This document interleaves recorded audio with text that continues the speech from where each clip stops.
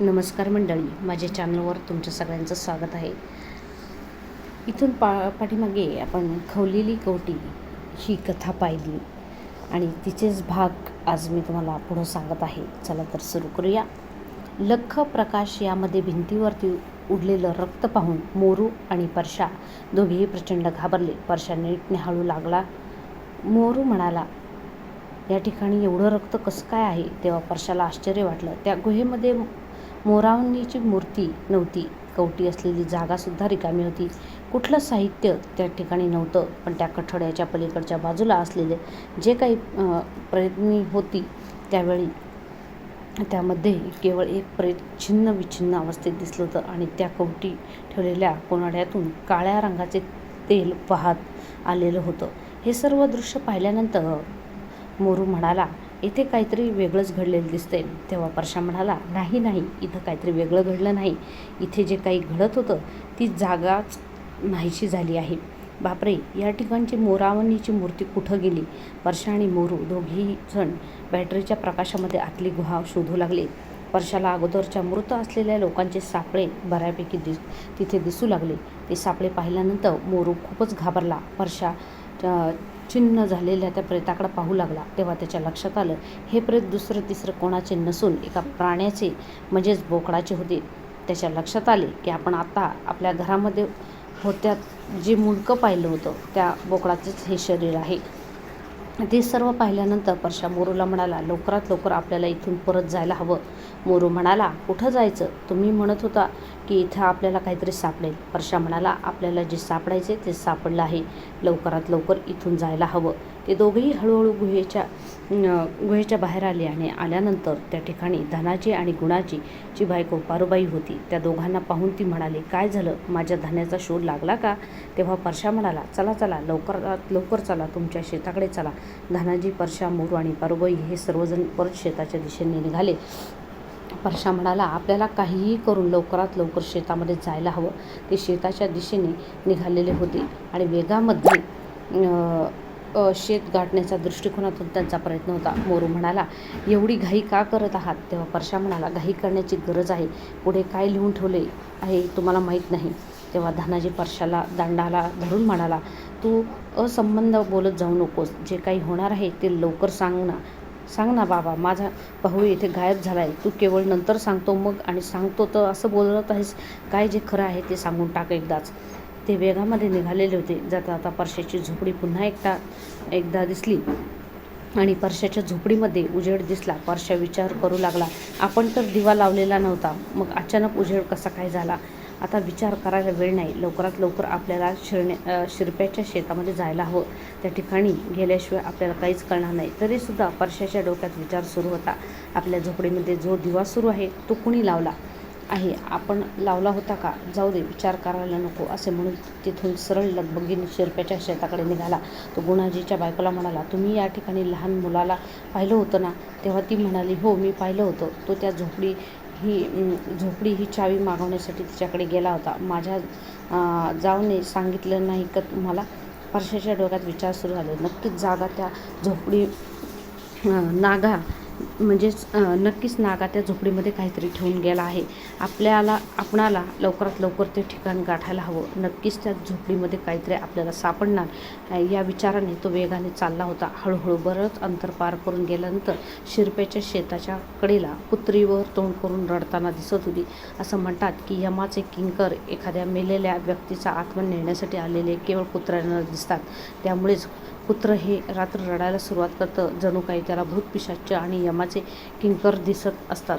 आणि नक्कीच कुत्रं रडताना पाहिल्यानंतर 1-2 दिवसामध्ये तर का होईना कोण ना कोणतरी गेलेली बातमी आपल्याला नक्कीच कळते. याच्यामागे काहीतरी कारण असणारच.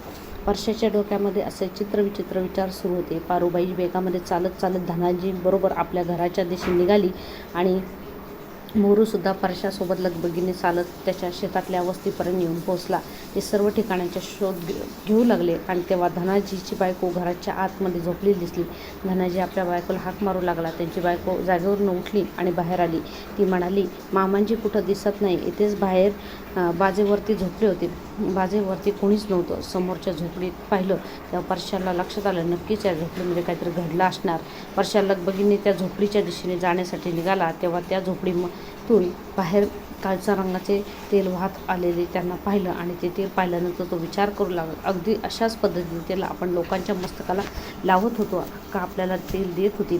ते तेल या झोपडीमधून कसं काय बाहेर आलं असावं. तेव्हा त्यांनी धनाजीला आणि मोरूला त्या समोरील झोपडीचा दरवाजा तोडायला सांगितला आणि झोपडीचा दरवाजा तोडायला सांगितल्यानंतर धनाजी म्हणाला, काय नेमकं घडत आहे, तुम्ही काहीच सांगत नाही. तेव्हा परशा म्हणाला, मी सांगतो तेवढं कर, या झोपडीचा दरवाजा तोड. तेव्हा मात्र धनाजी चिडला आणि तो म्हणाला, तुम्ही केवळ आम्हाला सांगत आहात आणि इकडं तिकडं पळवत आहात. माझा भाऊ कुठे आहे, मला कळालंच पाहिजे. तेव्हा मोरू म्हणाला, खूप वेळ झाले मी तुझं ऐकत आहे, तू काहीच सांगत नाही, नेमकं काय घडलंय. परशा म्हणाला, अरे लवकरात लवकर त्या समोरल्या झोपडीचा दरवाजा तोडा.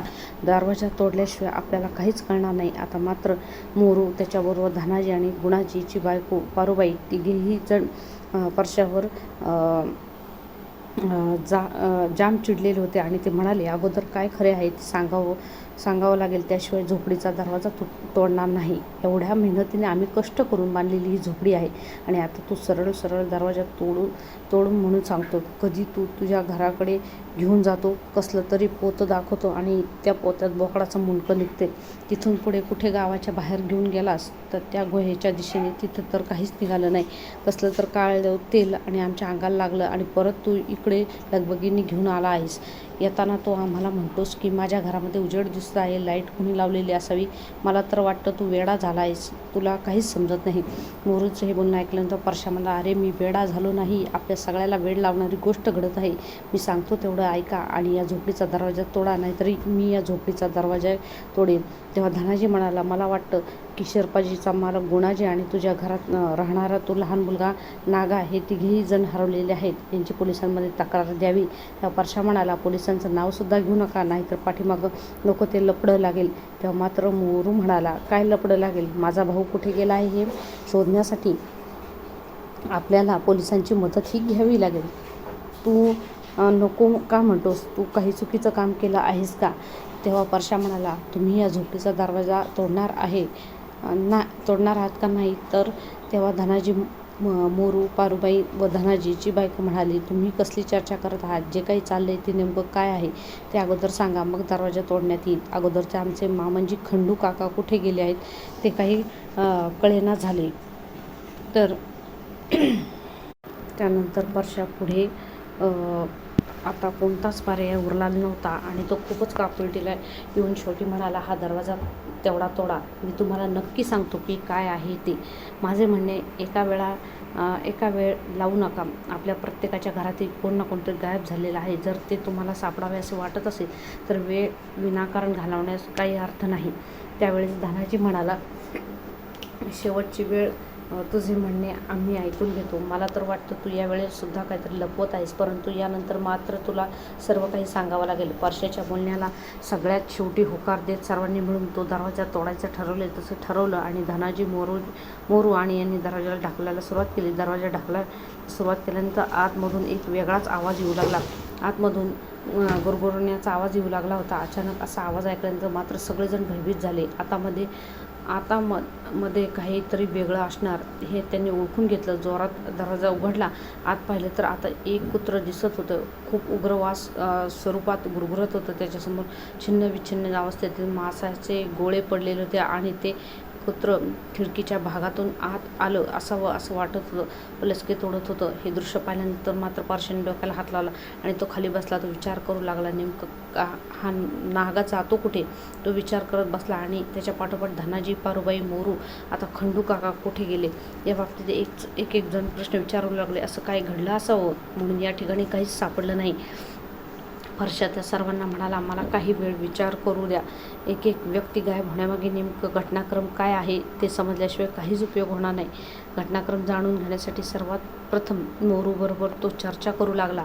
मोरू म्हणाला, अगोदर नेमकं काय घडत आहे ते कळायला हवं, त्याशिवाय विनाकारण बडबड करण्यात काहीच अर्थ नाही. तेव्हा परशा सगळ्यांना घडलेली हकीकत सांगण्याच्या दृष्टिकोनातून बोलत होता. आतमध्ये झोपडीत मांसाचे गोळे कशाचे आहेत हे पाहण्यासाठी प्रत्येकजण प्रयत्न करत होता. असे गोळे कोणत्या तरी प्राण्याचे, तर ते कुत्रे तर घेऊन आले नसेल ना. या सर्वांमध्ये सर्वांची गोष्ट होती की कुत्रे त्या खोलीत आले कसे काय. कुत्रे गुरगुर करत खोलीमध्ये तसेच बसलेले होते. त्यांना हुसकावण्याचा प्रयत्न केला. ते कुत्रे धनाजीच्या जवळ येऊन शेपटी हलवत होते. धनाजी त्या कुत्र्यांकडे अगदी नीट टरकून पाहत होता. तेव्हा त्यांनी कुत्र्याच्या गळ्यामध्ये अडकवलेला मणी पाहिला. कुत्र्याच्या गळ्यात जो गोप होता त्यातला मणी अगदी हुबेहूब त्याच्या काकाच्या गळ्यातील गोपासारखा व मण्यासारखा होता. धनाजीची बायको आणि पारूबाई तिघेही जण त्याकडे निरखून पाहू लागले. आणि धनाजी म्हणाला, या कुत्र्याच्या गळ्यामध्ये जो गोप आहे, जो मणी आहे, तो माझ्या काकांच्या गळ्यातील गोपाप्रमाणे आहे आणि मण्याप्रमाणे आहे. परशाच्या कानावरती हे शब्द पडल्यावर ते अजून आश्चर्यचकित झाले आणि मोरू बरोबर बोलत असताना परशा म्हणाला, आता तुमच्यापासून ही गोष्ट लपून ठेवून काहीच उपयोग नाही. मी काय सांगतो ते नीट ऐका. त्याच वेळेला धनाजी परशाला म्हणाला, अशी कोणती गोष्ट आहे जी तू आमच्यापासून लपवत आहेस? काही भयानक प्रकार आहे का? तेव्हा परशा म्हणाला, खूपच भयानक प्रकार आहे. ज्या वेळेला आपण वेगवेगळ्या ठिकाणी शोध घेण्यासाठी प्रवास करत आहोत त्या वेळेला काही ना काहीतरी विचित्र सापडत आहे. एवढेच नाही तर मी ज्या ठिकाणी तुम्हाला घेऊन जात आहे त्या ठिकाणी ती गोष्ट न मिळवता नवीनच काहीतरी सापडत आहे. मला नेमकं जे तुम्हाला सांगायचं ते खूपच भयानक आहे. मोरू, सर्वात अगोदर माझ्या घरातील तो नागा म्हणायचा मुलगा गायब झाला. तो तुझ्या घराकडे आला होता. तुझ्या भावाशी चर्चा करून तो काहीतरी घेऊन गेला. त्यानंतर तुझा भाऊ रात्रीतून गायब झाला. रात्री त्यावरती मोरू म्हणाले, ही गोष्ट सगळ्यांनाच माहिती आहे, या दुसरं काय नवीन? तेव्हा परशा म्हणाला, एकंदर घटनाक्रम जाणून घेण्यासाठी मी परत बोलत आहे. आता तो मुलगा गायब झाल्यानंतर शिरपा याचा शोध घेण्यासाठी आपण तुझ्या रानामध्ये आलो. तेव्हासुद्धा येथे तुझ्या रानातील वाटेकरी गुणाजी गायब झालेले समजले. त्यावेळी धनाजी म्हणाला, हो, गुणाजी गायब झालेले समजले. त्यानंतर आपण या दोघांचा शोध घेण्यासाठी पुन्हा एकदा माझ्या घराकडून या गुहेच्या दिशेने निघालो. तेव्हा पारूबाई म्हणाले, होय, तुम्ही दोघेही जण त्या गुहेमध्ये जाण्या अगोदर तुमच्या घरात पोत्यात बोकडाचं मुंडकं सापडलं. त्यानंतर तुम्ही गुहेमध्ये जाऊन आला आणि तुमच्या अंगाला कसलं तरी काळसर तेल लागलेलं होतं. परशा म्हणाला, ते सुद्धा मला कुणीच सापडलं नाही. पुन्हा आपण परत या ठिकाणाकडे आलो आणि त्यावेळेला मोरू म्हणाला, आपण या ठिकाणाकडे येत असताना तुमच्या घरामध्ये लाईट जळत होती असा तुम्हाला भास झाला होता. आणि परशाने तीच गोष्ट डोक्यामध्ये घेतली आणि म्हणाला, तुम्ही सर्वजण जे बोलत आहात ना त्यामध्ये माझ्या घरात लावलेली लाईट याबद्दल माझ्या मनात त्यावेळेला शंका आली होती, परंतु आपणाला त्या तुमच्या वस्तीकडे येणे गरजेचं वाटलं म्हणून आपण इकडे आलो आणि येथे सुद्धा काहीच सापडलं नाही.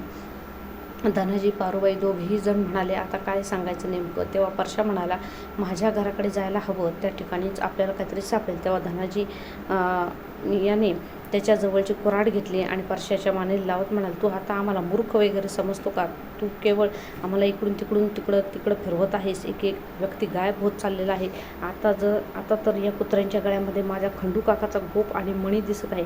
परशा म्हणाले, या सर्व गोष्टींचा उकल होण्यासाठी मला जी हवी आहे गोष्ट सापडायला हवी. जर ती गोष्ट नाही सापडली तर मी तुम्हाला सांगितलेला घटनाक्रम काहीच उपयोग होणार नाही. माझी शेवटची एवढी विनंती आहे का माझ्या घराकडे आपण जाऊया आणि तिथे जर कुणी नाही सापडलं तर मग मात्र आपण त्या ठिकाणचं बसून सगळ्या घटनाक्रमाची माहिती घेऊया. हा सर्व प्रकार ऐकल्यानंतर धनाजी परशाला म्हणाला, तुला समजत नाही का? एक व्यक्ती गायब होत आहे आणि तो कशाने होत आहे, कुठे जात आहे काहीच कळत नाही. तू पोलिसांमध्ये जाऊन देत नाहीस, काय घडते ते सुद्धा सांगत नाहीस. परशा म्हणाला, एवढी वेळ आहे का माझ्या घराकडे जाऊया, मला खात्री आहे नक्कीच कोणीतरी आपल्याला समजेल. मोरू धनाजीला म्हणाला, आणि एवढी शेवटची वेळ आपण ऐकून पाहू, शेवटी आपल्याला त्याचे ऐकल्याशिवाय इलाज नाही. परशाचे बोलणे ऐकून सर्वजण पुन्हा एकदा त्याच्या घराकडे जाण्यासाठी निघाले आणि धनाजीची बायको हिला सुद्धा त्याने आपल्या समवेत घेतली. ते त्याच्या घराकडे जात असताना एक वेगळी गोष्ट जाणवली. त्याच्या पाठोपाठ गळ्यामध्ये गोप असलेले ते कुत्रेसुद्धा त्याच्या पाठोपाठ येत होते. परशाला ती गोष्ट आश्चर्यकारक वाटली. परशा म्हणाला, हे कुत्रा तुमच्या वस्तीवरचे आहे का? तेव्हा मात्र धनाजी आणि त्याची बायको म्हणाली, नाही, हे कुत्रा आमच्या वस्तीवरचा नाही. परशाच्या डोक्यात विचार सुरू होते. खंडू म्हणायचा व्यक्ती गायब झाला. त्याच्या गळ्यात असलेले मणी आणि गोप या कुत्र्याच्या गळ्यात दिसत आहेत आणि काय घडते असावं नेमकं आपल्या घरी गेल्याशिवाय आपल्याला काहीच समजणार नाही. ते वेगळाच झपाझप पावलं टाकत घराच्या दिशेने जाऊन पोचले आणि घराचे दार बंद होते. दरवाजा उघडण्याचा प्रयत्न करण्या अगोदर त्यांनी त्याच्या झोपडीच्या खिडकीतून आतमध्ये पाहायचे ठरवले आणि आत पाहिले तर त्यावेळी मात्र त्याला आश्चर्याचा धक्का बसला. तर ही कथा आपली अजून बाकी आहे. तर पुढील घटनाक्रम आणि या कथेत शेवट काय झाला आहे हे पाहण्यासाठी माझ्या अश्विनी स्टोरीज वर्ल्ड या माझ्या यूट्यूब चॅनलला तुम्हाला लाईक, शेअर, सबस्क्राईब करायचं आहे. भेटूया नेक्स्ट व्हिडिओमध्ये लाईव्हमध्ये लवकरच. आणि अशा नवनवीन थरारक आणि भयानक कथा आणि देवदर्शनाच्या काही कथाला ह्या तुम्हाला या माझ्या चॅनलवर मिळतील. त्या चॅनलला नक्कीच सबस्क्राईब करा. तोपर्यंत सर्वांना धन्यवाद.